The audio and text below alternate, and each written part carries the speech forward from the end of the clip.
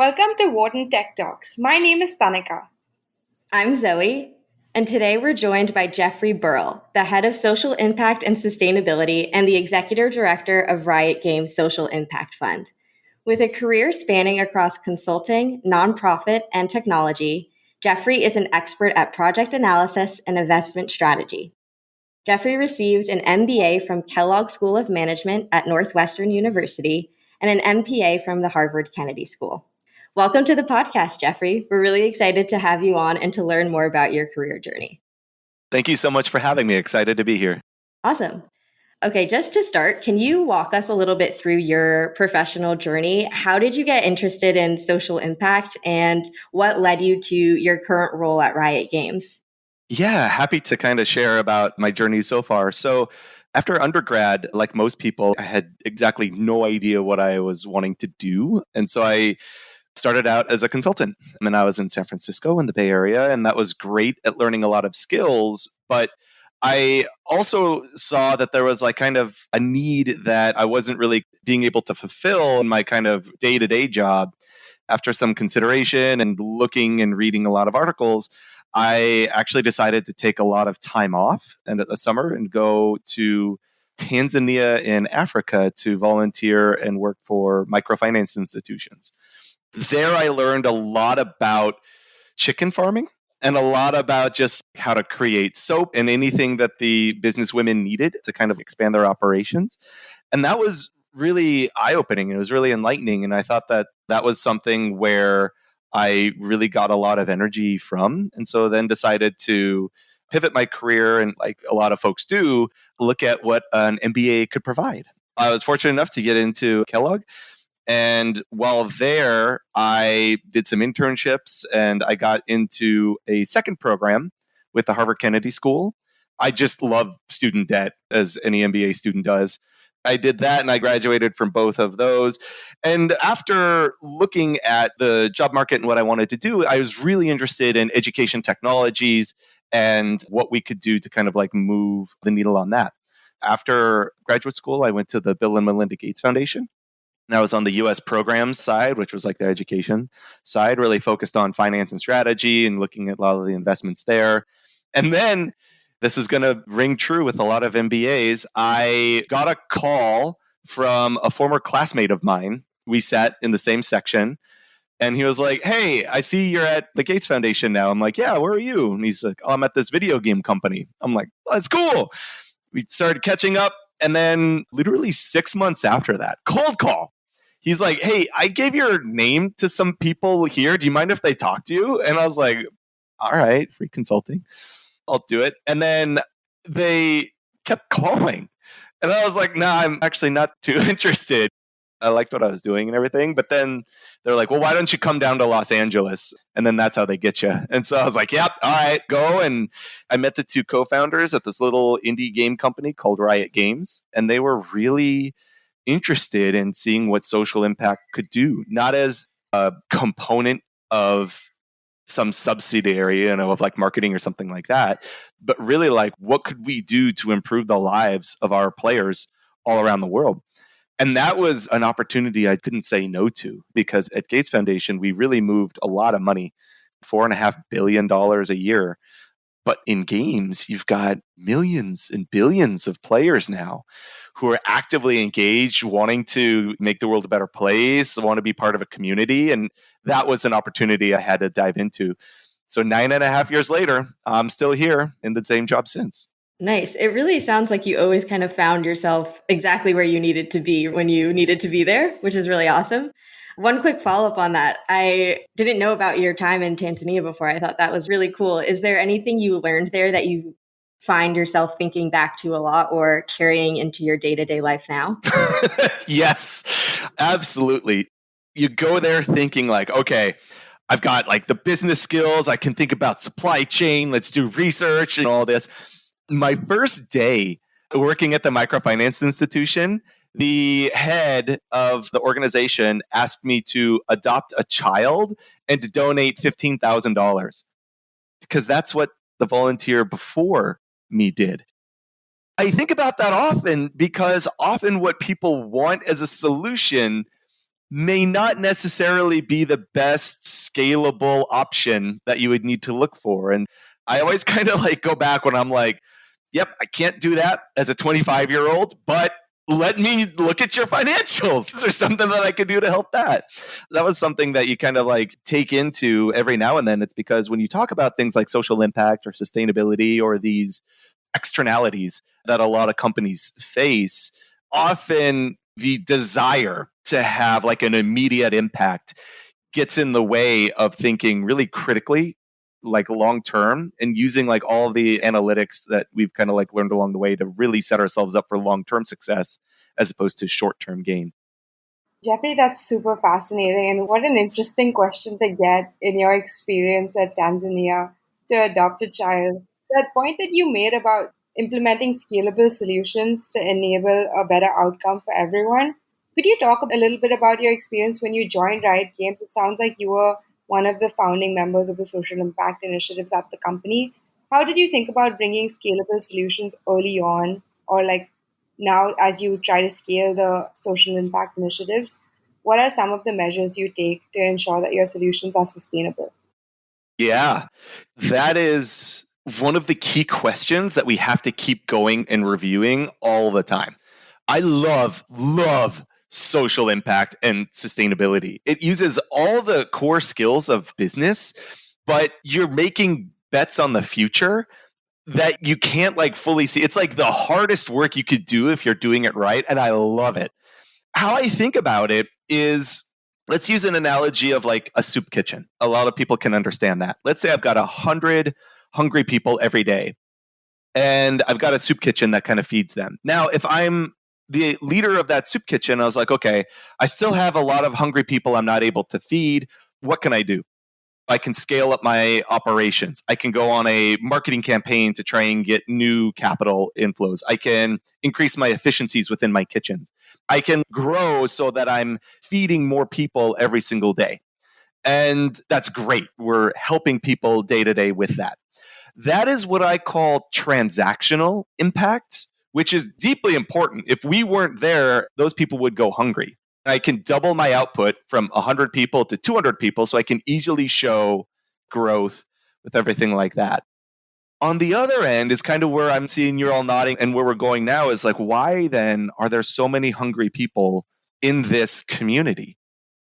And that really is different. If I'm in, say, South LA, is it because I don't have access to a lot of like high paying jobs? I need to work on like after school programs so I have kids go to a safe place afterwards. If I'm in Tanzania, is it because they don't have access to credit to be able to have a sustainable life or to like run their own business for that? Versus if I'm in Brazil or if I'm somewhere else, those systemic solutions really require like a long-term thinking and is completely different than getting people soup day in, day out. But both are absolutely important. So how we think about it, and you're going to have to forgive me because like I said, I'm a recovering consultant. If you're looking at the 2x2, on one end, I've got the ability to create systemic impact and transactional impact.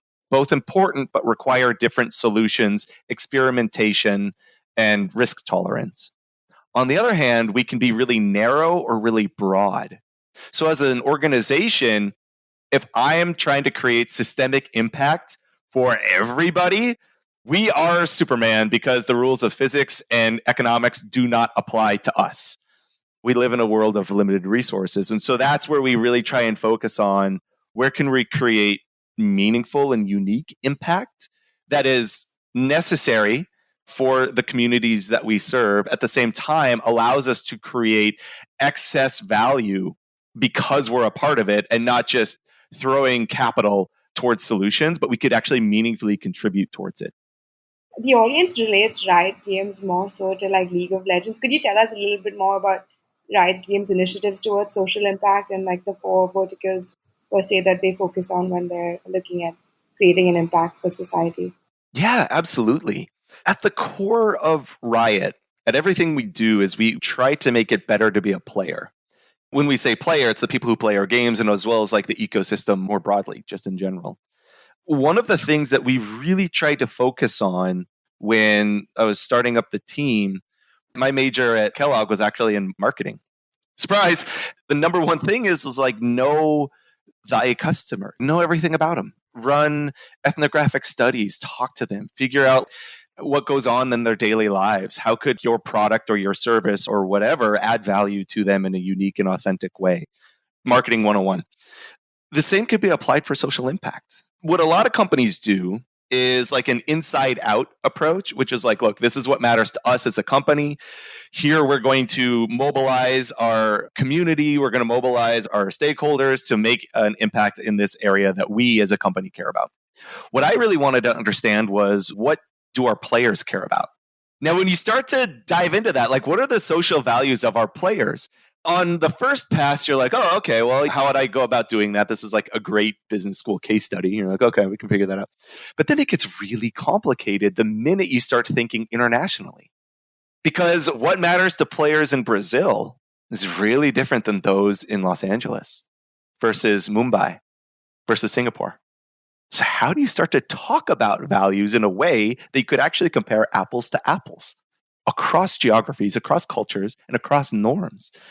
Man, oh man, and that was a fun problem to solve. So we've done that year over year for a lot of years now, and essentially we've got a pretty good heat map of what are the social values that matter to our players regionally. And not only that, but then specifically, what do they mean? So if I'm in Brazil, I'll keep bringing that up. I know that tuberculosis in the favelas is really meaningful. Childhood nutrition is pretty big, and access to education. They just want, and that is number one by far. Those are the kinds of things that we're saying, like, okay, from a social impact perspective, how can we design our in-game fundraisers, our ability to make a social impact in line with what matters to our players? And how do we mobilize them and engage them on the issues that they care about most? And that's sort of like the overall philosophy that we take a lot, again, through our in-game fundraisers, our product activations, anything that involves like working with players to create scalable solutions. It's because of what matters to them, not necessarily what is driven by us here in Los Angeles. That's awesome. It sounds like you guys are really focused on creating that customer gamer centered experience. So you mentioned the in-game fundraisers that you've organized. Can you tell us a bit more about that? How are those strategically planned and executed? And how are you determining whether or not those fundraisers are actually successful or not? Are there any particular KPIs that you're trying to meet? Indeed. Yeah. And that is a lesson of the school of hard knocks.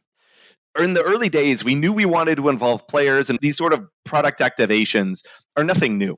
We see them all the time, like buy this carton of yogurt, and it's going to go to support probably one type of social impact cause.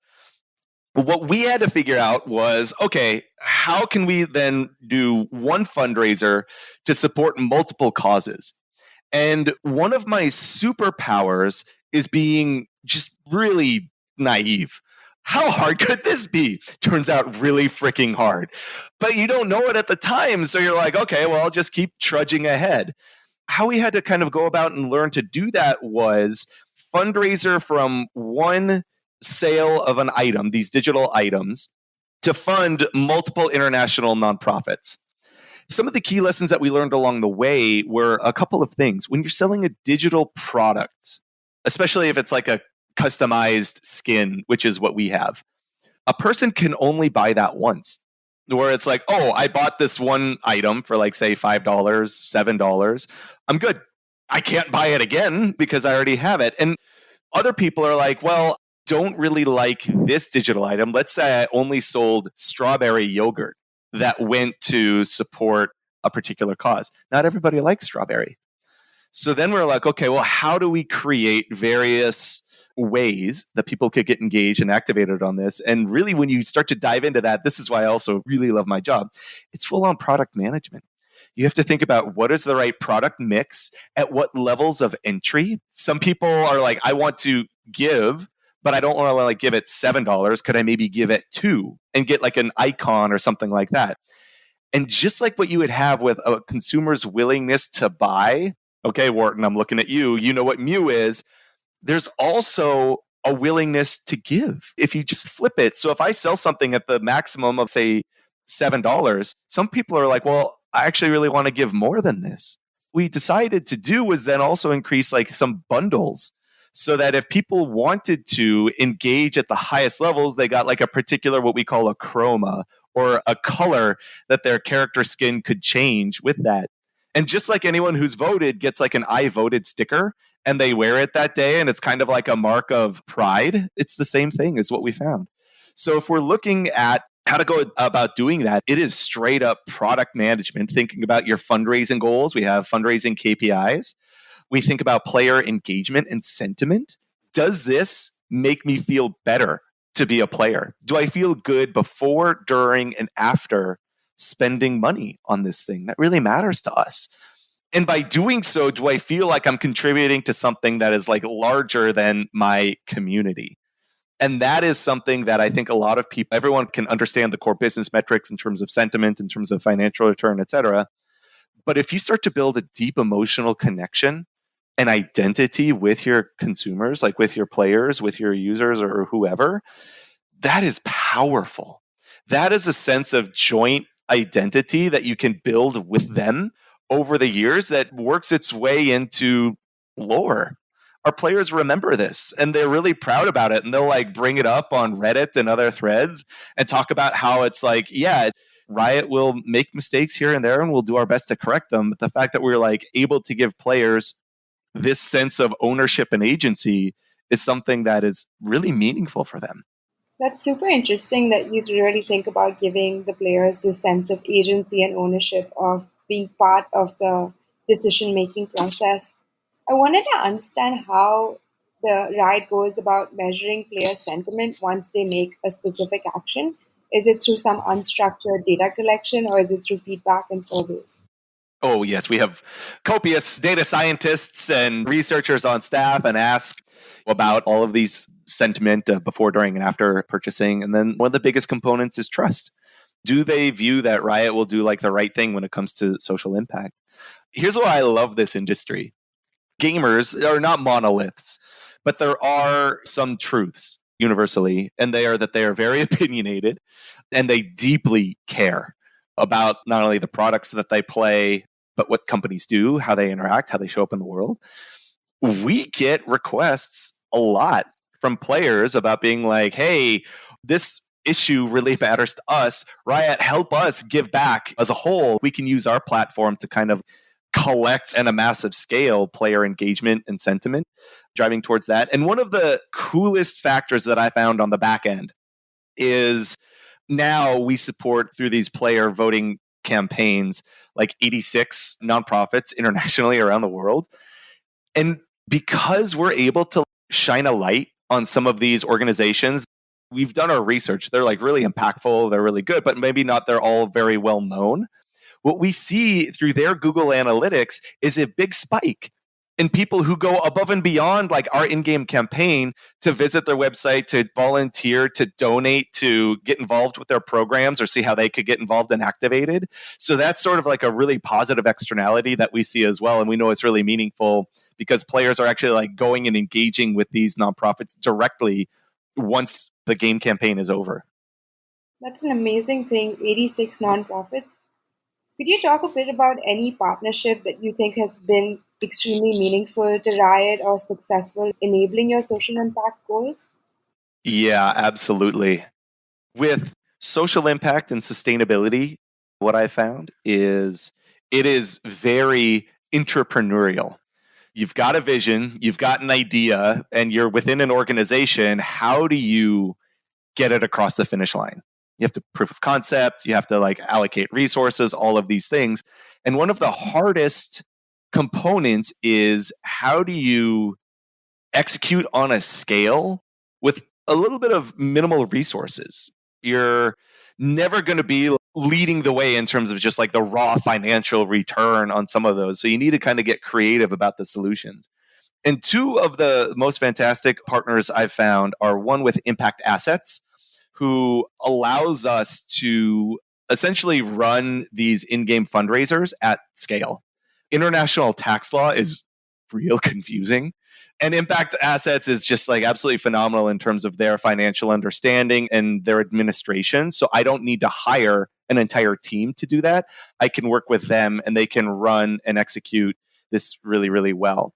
The other is a great organization I've been connected to for a long, long time called Global Giving. And this is an organization that will do really deep due diligence on international nonprofits, make sure everything is above board, make sure that it's got like a pretty strong level of scrutiny in terms of how they spend their money, the impact that they achieve.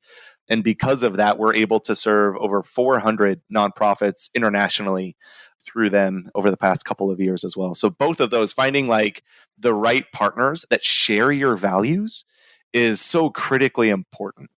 I really like that you have been able to find partners that really align with your same mission and same purpose. I think that's always really important. I wanted to ask you a little bit more about social impact in the gaming and technology space. I think as someone who is less familiar with that, I wouldn't typically think social impact and gaming go together, but clearly they do. And you guys are having very effective and impactful campaigns. So I'm curious if you could talk a little bit more about how you've seen the role of social impact change and evolve while you've been at Riot Games. Yeah, for sure. I think one of the things that I've seen more and more is that the gaming industry has just grown over and over and over. And it's to the point where I think the last statistic I saw was 90% of young people around the world play games in some capacity. This is the space where people go not only to socialize, but to see some of the largest concerts in the world, to connect with their friends, to meet people, and to find a sense of community and identity. And with that, with young people and desire to make the world a better place and to have organizations that represent their values as well, it's absolutely critical. It's no longer, I think, like a nice to have in the games industry. It's like a necessity. With that, if we're looking at, hey, what do we do so that we can meet players where they are and help them have a healthy and successful and happy life? Those are really interesting questions to ask. Where a lot of organizations think about social impact, like I was talking about earlier, like that inside out approach, I'm always asking what matters to our players? How can I meet them where they are and give them a sense of what we talked about earlier of ownership into the outcomes that they want to see in their own world? It's one thing to allocate capital towards impactful organizations and projects. It's another if I can convince 180 million players around the world who are technologically savvy, could I get them to give a damn about something and to start to engage with it? And that is real social change. What I see like within the games industry is it involves a level of engagement and a level of tools that no other industry can meet with how to mobilize and work with players in the communities that they're a part of. Yeah, so that's really fascinating. And I think it's super unconventional for people to think of impact and gaming together. Could you talk a little bit about unconventional approaches that Riot has taken towards social impact? I mean, your experience at the Bill and Melinda Gates Foundation must have been completely different. So, something that you think was like something bizarre that you thought that you wouldn't do that you're doing right now. Yeah.